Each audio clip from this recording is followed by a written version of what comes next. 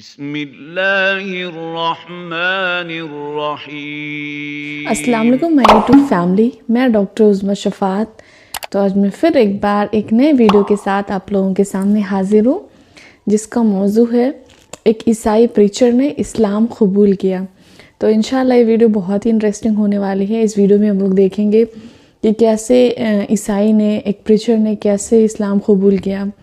माशाल्लाह से मुझे बहुत मज़ा आता है कन्वर्ट स्टोरीज़ में देखने में कि कैसे अल्लाह किसको हिदायत दे दे। और माशाल्लाह तो बहुत ही खूबसूरत वीडियो होने वाली है। लास्ट तक वीडियो में बने रहे। तो फिर चलिए चलते हैं, दीन की बातें साथ में सीखते हैं। मेरा ईमान था कि हज़रत ईसा अलैहिस्सलाम मेरे निजात दहिंदा हैं। मैंने फैसला किया कि मैं एक बैप्टिस्ट मुबल्लिग बनना चाहता हूं। मैंने अपने मुसलमान दोस्त को ईसाई बनाने की कोशिश की, तो मैंने बस ये पढ़ा जो हज़रत ईसा अलैहिस्सलाम ने कहा, और इसमें लिखा है, बाप मुझसे ज्यादा अजीम है। सलीब पर, मेरे खुदा तूने मुझे क्यों छोड़ दिया? ये सब कुछ चिल्लाकर कह रहा था कि मैं खुदा नहीं हूँ। मैं खुदा नहीं हूँ। बाइबल ने मुझे हुक्म दिया कि मैं हज़रत मोहम्मद सल्लल्लाहु अलैहि वसल्लम की पैरवी करूं।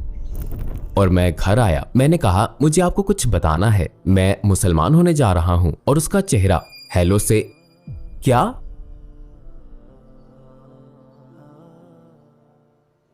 अस्सलाम वालेकुम भाई खलील मीक, हमारी दावत कबूल करने के लिए आपका शुक्रिया। टुवर्ड्स इटर्निटी की तरफ से हम आपका यहाँ खैर मुकदम करते हैं। मैं शुरू करना चाहता हूँ कि खलील मीक कौन है और क्या आप हमें अपने बारे में थोड़ा बता सकते हैं? मेरा नाम खलील मीक है। मैं दलास टेक्सास से हूँ। मैं एक ईसाई खानदान में पला बड़ा हूँ और मैं बैप्टिस्ट मुबल्लिग बनना चाहता था। तकाबली मज़ाहिब का मुताला करते हुए मैंने 1979 में इस्लाम को कबूल किया, यानी 34 साल पहले मैं एक फ़ख्रमंद मुसलमान हो गया। मैं मुस्लिम लीगल फंड ऑफ अमेरिका का बानी भी हूँ। ये एक कौमी खैराती इदारा है जो अमेरिका में मुसलमानों की इमिग्रेशन, सिविल और क्रिमिनल केसेस में मदद करती है। आपकी ज़िंदगी ईमान के लिहाज से कैसी थी? आप किस चीज़ पर ईमान रखते थे? मैं बैप्टिस्ट ईसाई था। मैं यकीन रखता था कि हज़रत ईसा अलैहिस्सलाम मेरे निजात दहिंदा हैं और इससे जुड़ी हर बात। तो आपका ताल्लुक एक मजहबी खानदान से था। आपके अकायद कैसे थे? जी हाँ, ईसाई खानदान में परवरिश हुई। मेरी वालिदा, भाई, बहन और मैं हर इतवार को चर्च जाते थे और गर्मियों में वोकेशन बाइबल स्कूल जाते थे। एक मर्तबा हमारे चर्च में एक मेहमान मुबल्लिग आए जिन्होंने जहन्नम के बारे में एक प्रेजेंटेशन दी। ये एक वीडियो प्रोडक्शन थी जो उन्होंने बड़ी स्क्रीन पर हमें दिखाई और इसमें दिखाया गया कि लोग मर रहे हैं, फरिश्ते आ रहे हैं और उन्हें या तो जन्नत ले जा रहे हैं या जहन्नुम, और फिर जहन्नुम में होने वाली सूरत हाल दिखाई गई। तो मैं उस वक्त 6 या 7 साल का था, दूसरी या तीसरी जमात में था। ये चीज मुझे बहुत ज्यादा डरा गई और उसी रात मैं ईसाई बन गया। फिर मैं अपने मोहल्ले के तमाम लोगों के पास गया और तमाम बच्चों और खानदानों को दावत दी कि अगले दिन आकर दोबारा ये देखें। मैंने ये किया। एक बहुत जज्बाती वक्त था। फिर जैसे मैं बड़ा हुआ ये एक इतवार की रस्म बन गई और जब मैं कॉलेज गया तो मैंने अपने मजहब पर अमल करना छोड़ दिया। मेरी अपनी वालिदा एक कार हादसे में फौत हो गई जब मैं 1.5 साल का था, लेकिन उनकी मौत के बाद मेरे वालिद को इंश्योरेंस सेटलमेंट मिली और बच्चों बशमूल मेरे को भी इंश्योरेंस की रकम मिली। ये रकम एक एन्युटी में जमा रही यहाँ तक कि मैं 18 साल का हो गया और फिर ये रकम मुझे एक साथ दे दी गई। जब मैं 18 साल का हुआ तो मेरे पास पैसे थे, आज़ादी थी, लेकिन मैंने कॉलेज में बहुत ज़्यादा पार्टी की। मैंने वहाँ अपनी ज़िंदगी खूब इंजॉय की। लेकिन जब मेरा आखिरी साल आया, यानी मेरा ग्रेजुएट होने का साल, मुझे ये महसूस होना शुरू हुआ कि मैं जो कुछ भी कर रहा हूँ वो बहुत गलत है और मुझे अच्छी तरबियत मिली थी। तो मैंने फैसला किया कि ये एक किस्म का इंकशाफ था कि मुझे अपने मजहबी विरसे की तरफ वापस जाना चाहिए। उसी वक्त मैंने फैसला किया कि मैं बैप्टिस्ट मुबल्लिग बनूंगा। तो मैंने अपनी डिग्री मुकम्मल की और उसी के मुतालिक मंसूबा बनाया। तो आपका इस्लाम की तरफ सफ़र कैसे शुरू हुआ? क्या आप हमें उन दिनों में ले जा सकते हैं?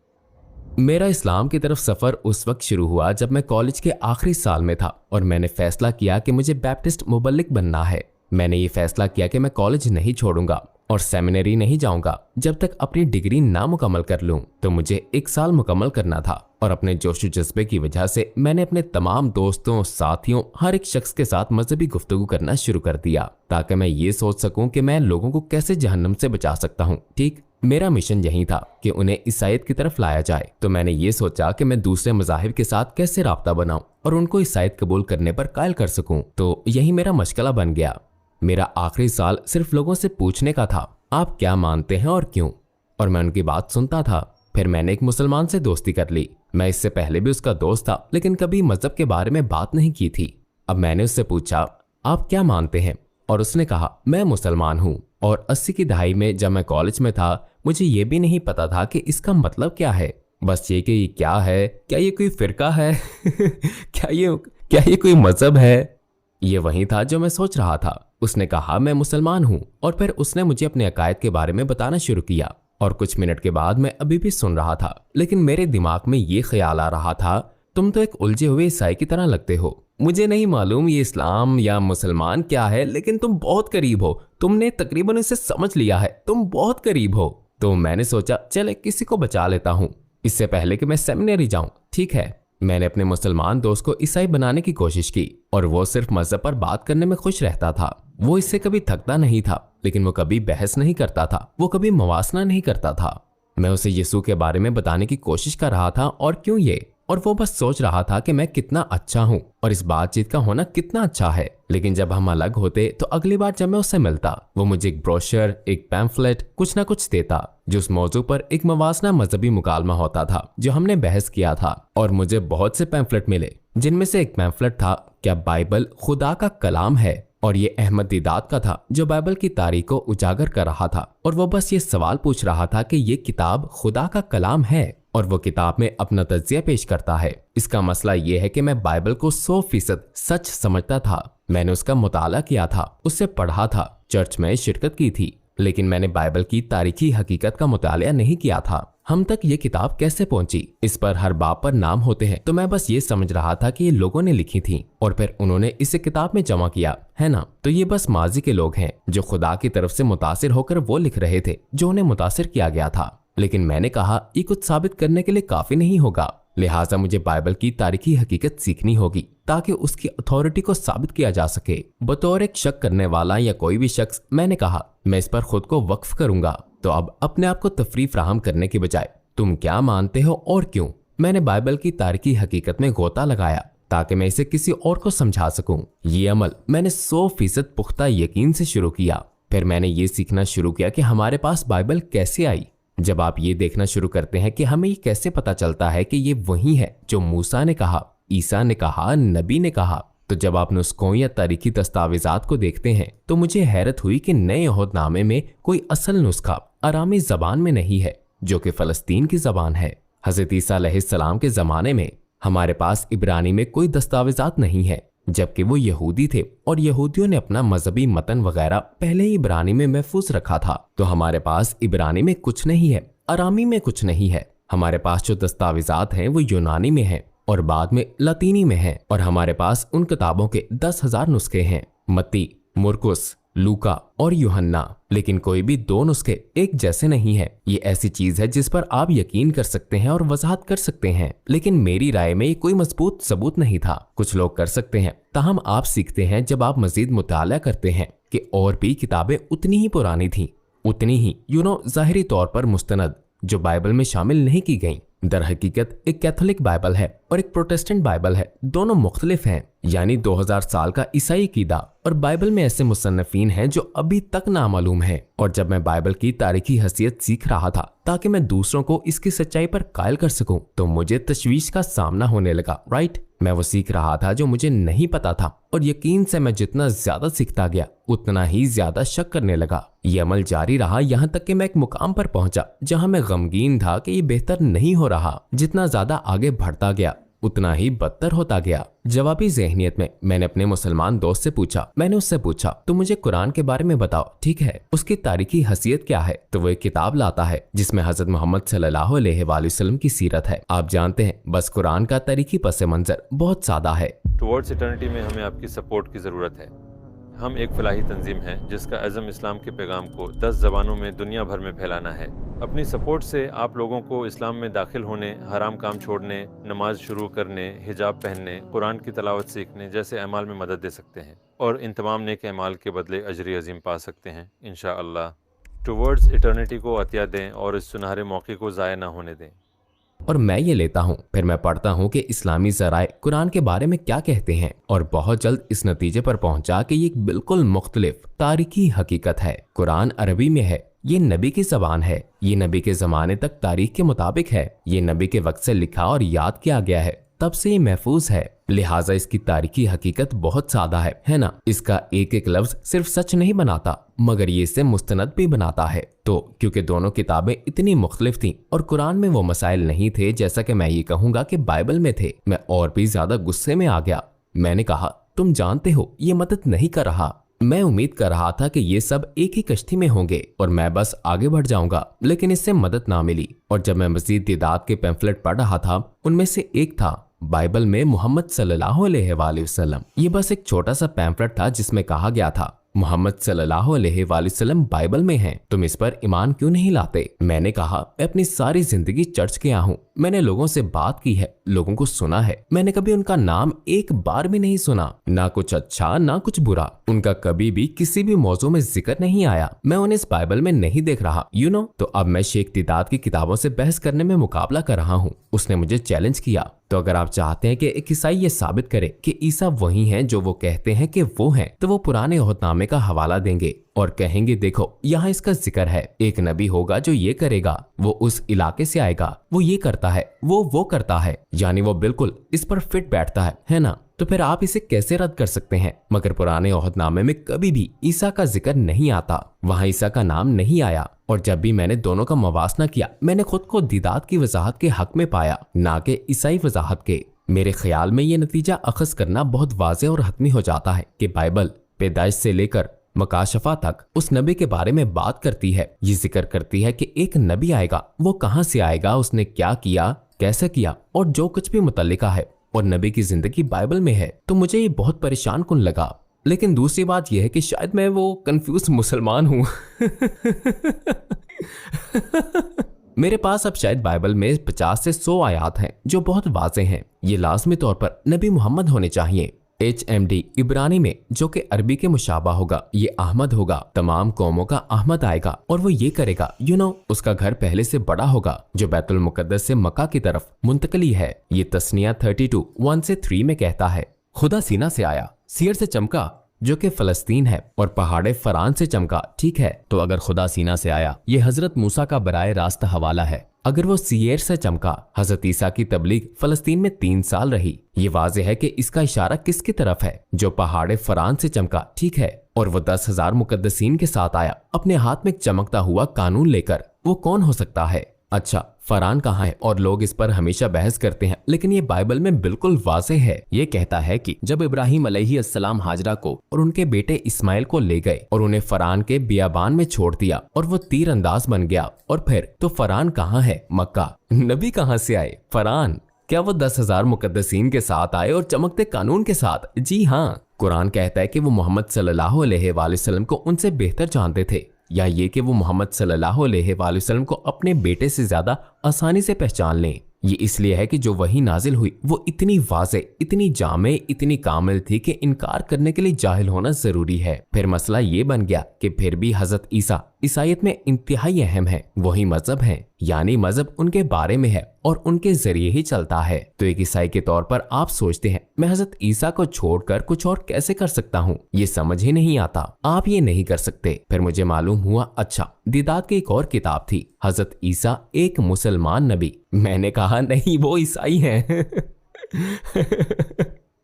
लेकिन जब आप मुसलमानों का नुक्ता नजर समझते हैं तो वो कहते हैं कि जो कुछ उन्होंने किया हम इससे मुत्तफिक हैं। आप जानते हैं, ये उनकी जिंदगी, उनके मौत से, उनकी पैदाइश, उनकी सब कुछ ठीक है, लेकिन हम उन्हें खुदा नहीं समझते। तो क्या वो खुदा हैं या नहीं है?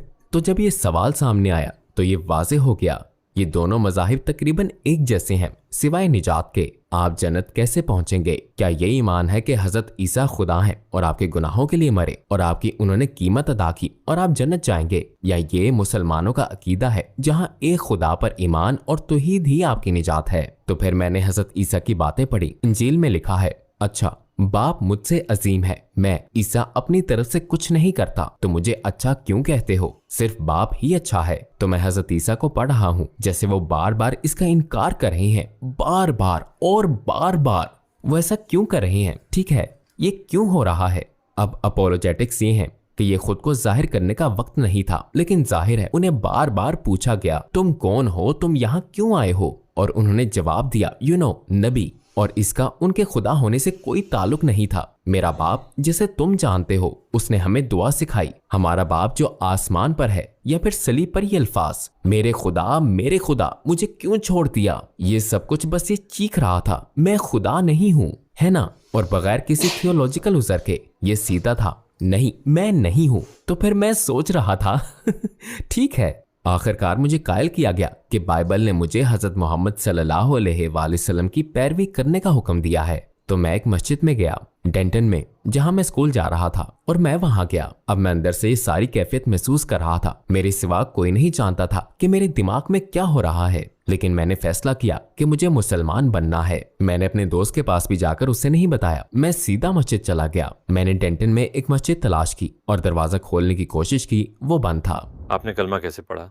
तो हाँ, मैं मस्जिद में हूँ, वो बंद है। तो मैं बस सड़क के किनारे बैठ गया सोचते हुए, मैं क्या करूंगा, क्या मैं किसी के आने का इंतजार करूं या चला जाऊं। मैं बस इस बारे में सोच रहा था। मुझे वहां 5 या 10 मिनट से ज्यादा नहीं हुए, ज्यादा से ज्यादा एक गाड़ी आकर रुकी, ठीक है। तो मैंने कहा, ओ अच्छा, कोई आ गया है। वो अपनी गाड़ी से बाहर निकलता है और आकर कहता है, क्या मैं आपकी मदद कर सकता हूँ? मैंने कहा, हाँ मैं यहाँ आया हूँ, मैं मुसलमान बनना चाहता हूँ। और उसने दरवाजा खोला और नमाज का वक्त हो चुका था, तो उसने मुझे अंदर बुलाया। वो बहुत खुश थे और कह रहे थे, क्या आप ये और ये जानते हैं? और मैंने कहा, मुझे नहीं मालूम इस्लाम के अरकान, ईमान के असूल। मैं बस ये जानता हूँ कि जो मैं समझता हूँ इन दोनों मज़ाहिब के बारे में, वो ये है कि ये एक जैसे हैं सिवाय निजात के, या ट्रिनिटी या तौहीद। मैं इस बात पर कायल हूँ कि तौहीद सही है, तो मैं यहाँ हूँ, मैं मुसलमान बनना चाहता हूँ। कलमा पढ़ने के बाद उन्होंने मुझे किताब देकर भेजा जिसका नाम था हलाल और हराम उसका अंग्रेजी वर्जन। तो ये एक दिलचस्प कहानी है। मेरी बीवी, जो अब 34 साल से मेरी बीवी है,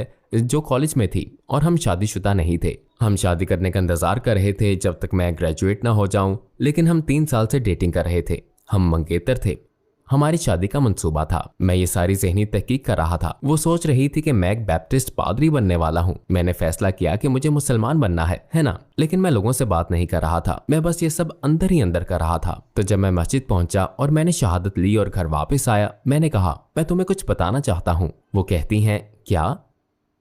मैं मुसलमान बनूंगा। जानती हो, मैंने शहादत ली, मैं मुसलमान बन गया हूँ। और उसका चेहरा, उसने मेरी तरफ देखा, यानी हाय से, क्या तुमने क्या किया? मैंने कहा, मैं मुसलमान बन गया। वो कहती हैं, तुमने ये क्यों किया? और वो चिल्लाने लगी और परेशान हो गई। वो कहती है, मुझे नहीं मालूम ये कहाँ से आया, मैं ये नहीं करूंगी। और वो बस एक फहरिस्त बनाने लगी कि वो क्या नहीं करेगी।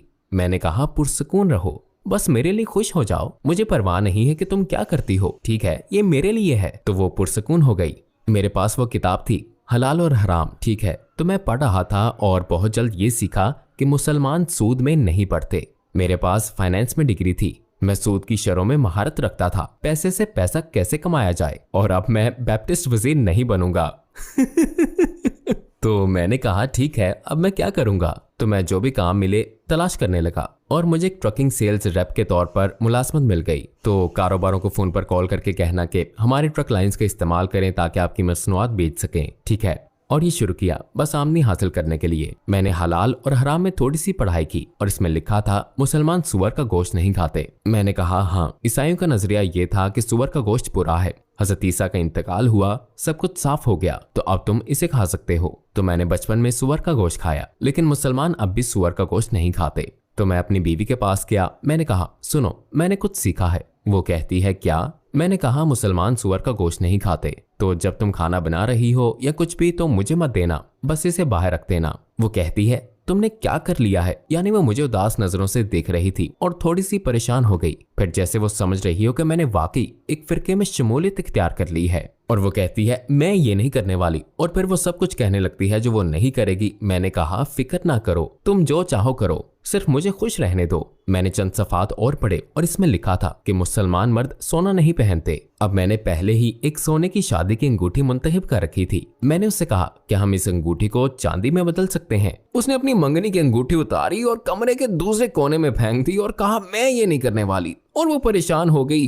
फिर वो सुकून से बैठ गई और फिर मैं कभी नहीं। और मैंने कहा, ठीक है, लेकिन वो लंबी कहानी मुख्तसर ये है कि हम आखिरकार मैंने उसे राजी किया कि वो मेरे साथ एक मस्जिद जाए और इस्लामी तौर पर शादी करे, और बाद में चर्च किया और वो सारी शादी मुकम्मल की जैसा कि हमने पहले से मंसूबा बनाया था। तो 2 शादियां हुई, लेकिन वो सिर्फ मुझे बर्दाश्त कर रही थी। वो मुझे वाकई पसंद करती थी, लेकिन वो समझती थी कि जो कुछ मैं कर रहा था वो अजीब था। और मैंने ओमाहा में मुस्लिम कम्युनिटी से मुलाकात की और उन्होंने मुझे मदऊ किया। उन्होंने मुझे रॉक स्टार की तरह इज्जत दी, जैसे अरे तुम सफेद हो, तुम मुस्लिम हो, हम तुमसे प्यार करते हैं, तुम जानते हो। मुझे खुशी हुई कि मुझे मस्जिद में एक लाइब्रेरी मिली जिसमें तकाबले अध्ययन पर किताबें थीं, या दावत व तबलीग की वीडियोस, या ईसाइयों के साथ मुसलमानों के मुबाहसे, यानी बहुत सारी चीजें जो बहुत अच्छी थीं। तो मैंने उनको उधार लेकर घर ले जाना शुरू किया और पढ़ना शुरू किया, और फिर अपनी बीवी को बताने लगा, देखो मैंने क्या सीखा। और वो सुनती थी कुछ वक्त के लिए, फिर 5 से 10 मिनट बाद वो कहती, बस इतना ही, मुझे और नहीं सुनना, बस मुझे अकेला छोड़ दो। मगर एक दिन मैं घर आया और ये कई महीनों के बाद था, जब मैं पढ़ रहा था, वीडियोस देख रहा था और कुछ कर रहा था। मैं बहुत पुरजोश था, मैं मुसलमान हूँ, मैं ये कर रहा हूँ, और वो मुझ में कुछ तब्दीलियां देखती है। ठीक है, ये तब्दीलियां उसके लिए खौफनाक नहीं थी, वो बस मुशाहिदा कर रही थी। तो वो कहती है, मैं दूसरे मुसलमानों से मिलना चाहती हूँ। मैं कहता हूँ, ओह क्या मैं तुम्हारे लिए काफी नहीं हूँ? ठीक है।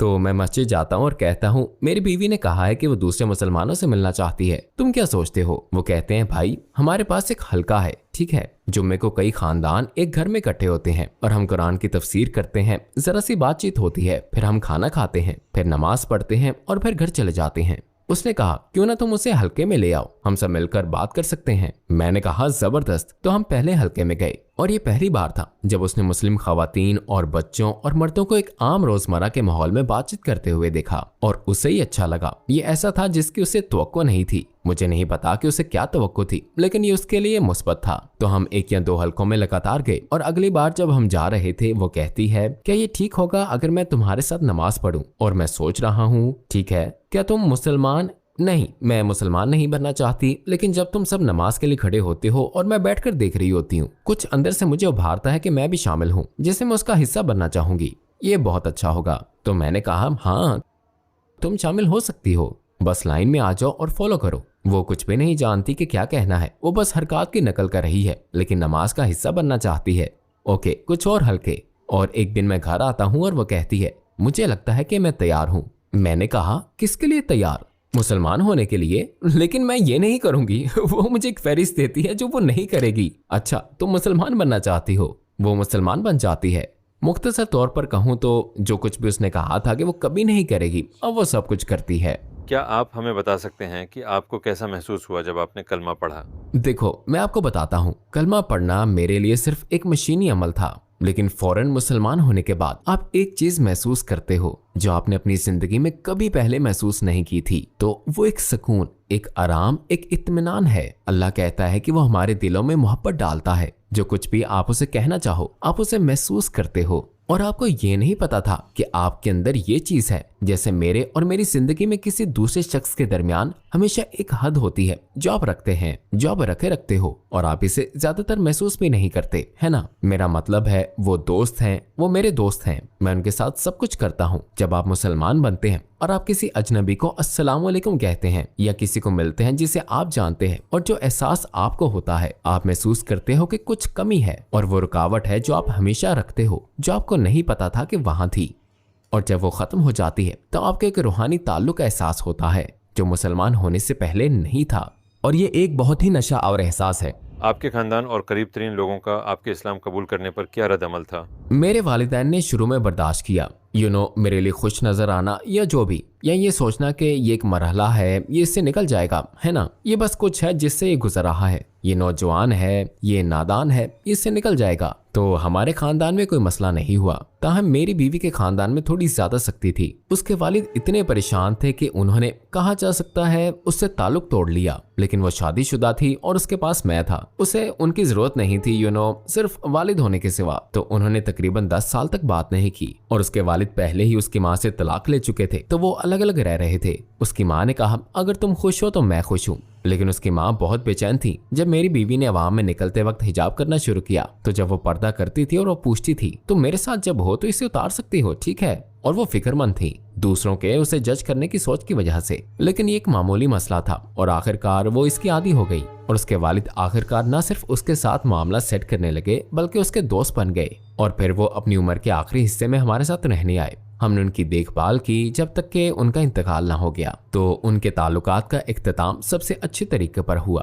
पहले थोड़ा सा अजीब था, लेकिन मैंने बहुत सी खौफनाक कहानियां सुनी हैं, तो हम खुशकिस्मत हैं।